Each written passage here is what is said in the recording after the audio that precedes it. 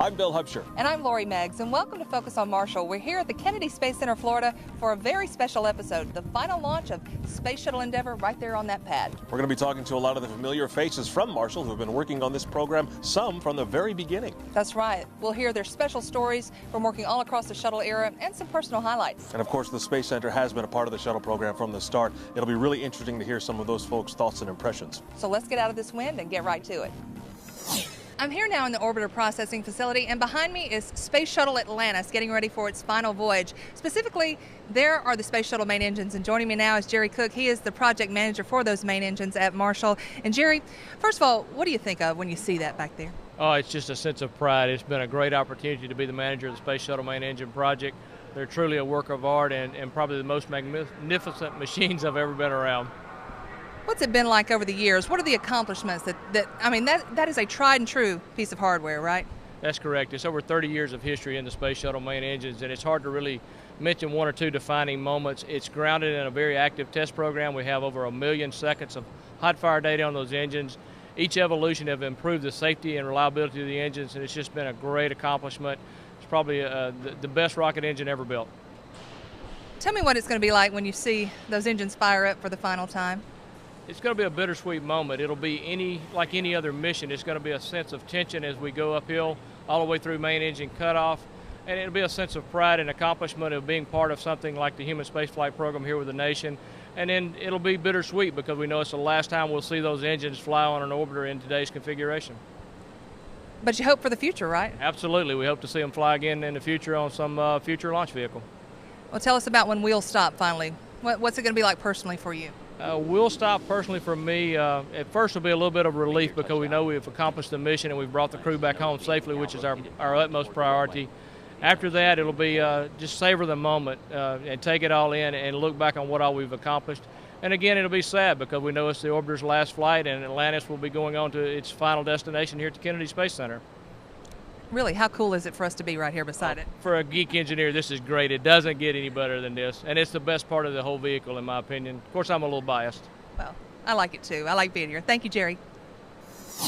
We're here now with Dr. Helen McConaughey. She is the manager of shuttle propulsion systems at the Marshall Space Flight Center. And Dr. McConaughey, you're a relative rookie to the shuttle program. It being around for more than 30 years, but you've only been there for about 8. Right, that's right. I've been at Marshall for over 25, but I've only been working in the shuttle project office for 8 years. So looking back, though, at the entire program, including the portion that you've been a part of, what do you think are some of the highlights? Wow. You know, the shuttle with 30 years of flying has accomplished or enabled many things.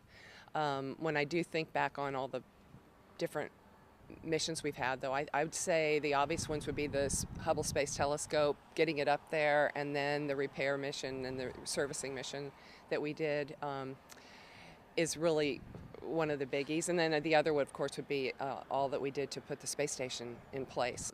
Imagery analysis is one of the things that Marshall in particular has excelled at over the years. There's a group in engineering that's been doing this for years and years, but they now can analyze imagery to great detail and give you sizes and location and help us to understand what's actually going on out there.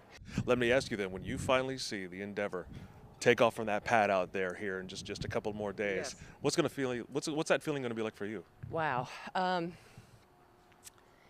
Well, first of all, I'm going to be totally focusing until it leaves the launch pad, because then I can relax. But I'd say once the main engine's cut off, and that really reflects our job is finished.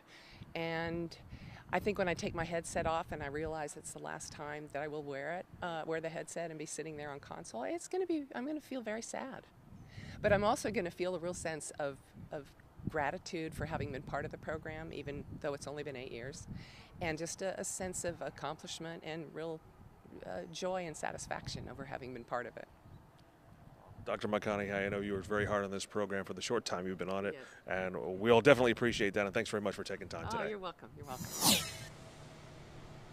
Wow, what a view. I'm here with David Beeman. He is the Reusable Solid Rocket Booster Project Manager at Marshall. And David, tell us what we see behind us here. Well, you'll see the external tank and the 2 solid rocket boosters. It's the first stage propulsion for the space shuttle program. Let's talk about the major accomplishments for your project. Anything stick out to you?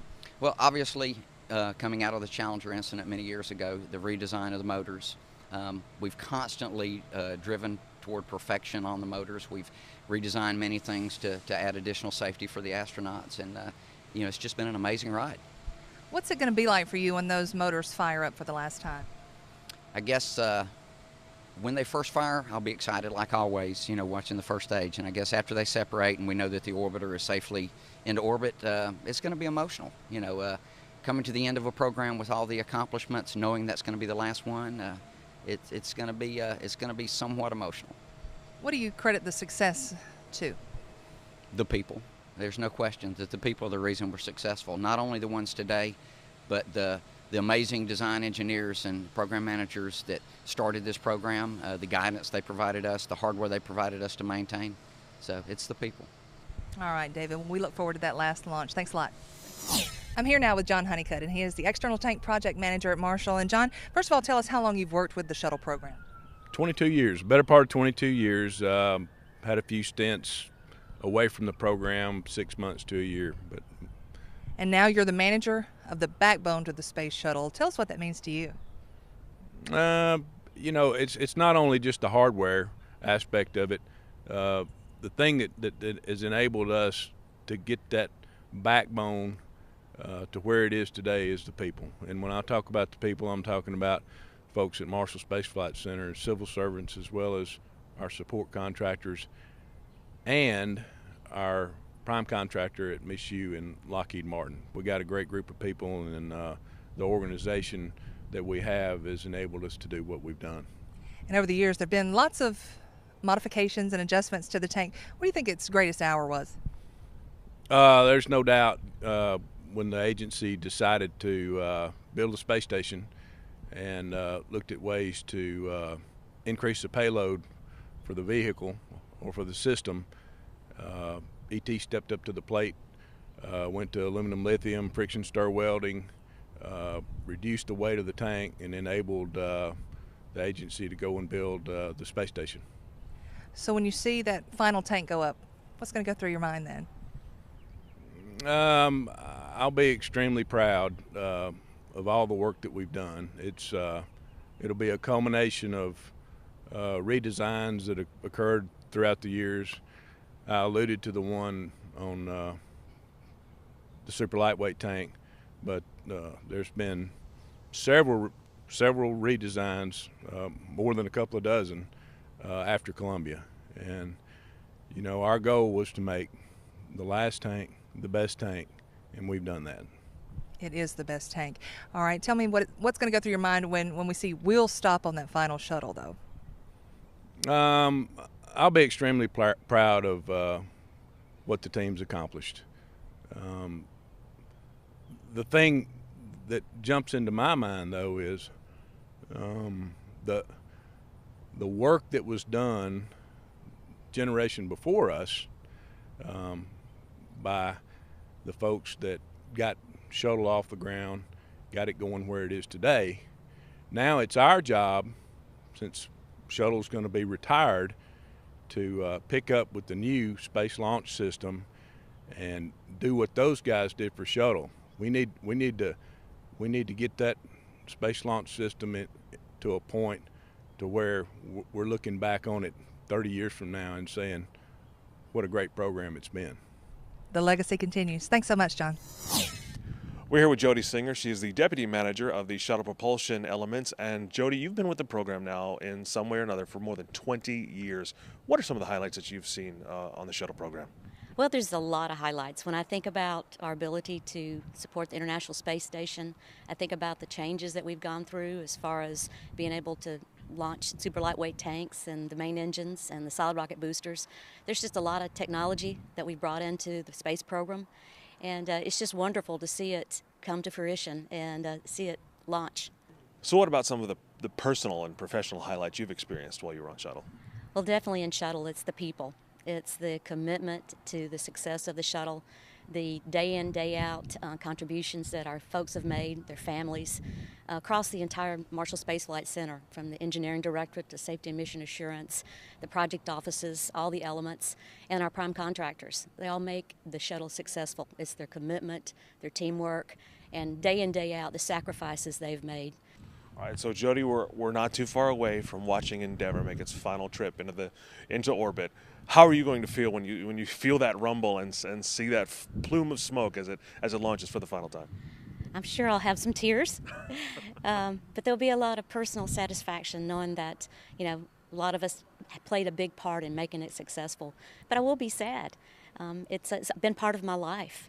It's a commitment and a sense of pride, and it's just amazing when you think about all the effort and the teamwork that went into making the shuttle successful. But I will be sad. I'm sure I'll shed some tears. But then there'll be a lot of pride, too, that we've done a job well. Well, Jody, I think a lot of us are going to be right there with you. Thanks very much. Thank you. I'm here with Steve Cash, the manager of the Shuttle Propulsion Office at the Marshall Center. And Steve, as you turn around and you look at Endeavour on that pad, tell me what goes through your mind. A lot of pride. It took a lot to get to this point. This is Endeavor's last flight, last mission. I think all the accomplishments that have come, and the technologies that had to be developed, and the teamwork that was required to get to the pad. Just lots of pride in this team. For folks who may not know, tell us about the shuttle propulsion systems. That thing wouldn't get off the ground without that, right? They put about 7 million pounds together, combined between the solid rocket motors and the engines, to get off this planet. In your mind, what is the shuttle's greatest achievement, greatest success? Well, when I sit back and think about all the successes that have come from the shuttle, and there's a lot of them, you got to really concentrate on the station. It took multiple missions. It took a lot of new technologies that are now applicable here on Earth. But assembling that station has got to be that crowning jewel of the shuttle program. What about when wheels stop for the final time, the final shuttle? What's going to go through your mind then? It's going to be a little sad.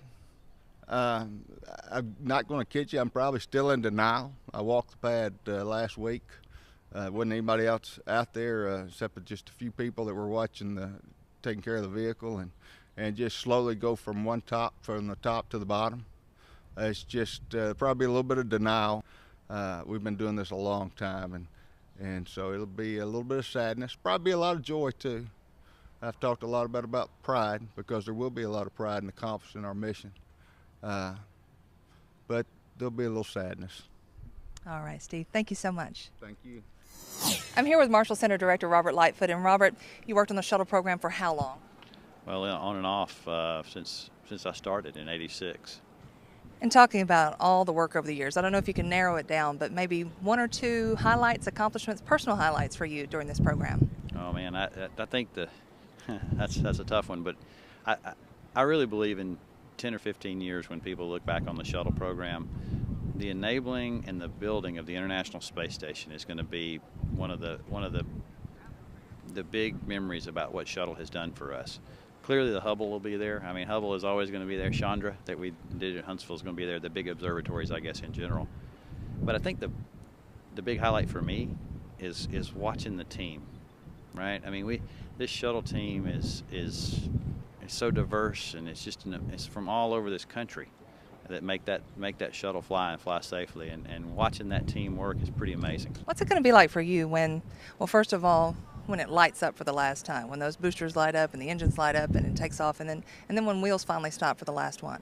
Yeah, I think when the boosters and the engines light up, I don't think it'll be any different. I really don't, because that's kind of when you're so focused on watching and making sure everything's going the way it's supposed to go. I think the harder part for me personally will be we'll stop, when you realize that is it, and we've gotten Atlantis home safely, and that the program is over. That'll be tough, but I think we'll try very hard to focus on celebrate the successes, like you said earlier. Try to celebrate what we accomplished with shuttle and the memories we have of each other as team members, and how we got there. I think that'll be our big thing to deal with when wheels stop hits. But it's going to be hard. I'm the first to say it's going to be tough. All right. Thanks, Robert. All right. Thank you. Bill, it's been such an honor to talk to folks who've worked almost their whole lives, their whole NASA careers on the Space Shuttle program to make it a success. Oh, yeah, and it's great to be able to see this NASA team hard at work done here at Kennedy, and also to get to talk to them about this historic launch. You're absolutely right about that. It's been a lot of fun. Join us next time as we focus on Marshall.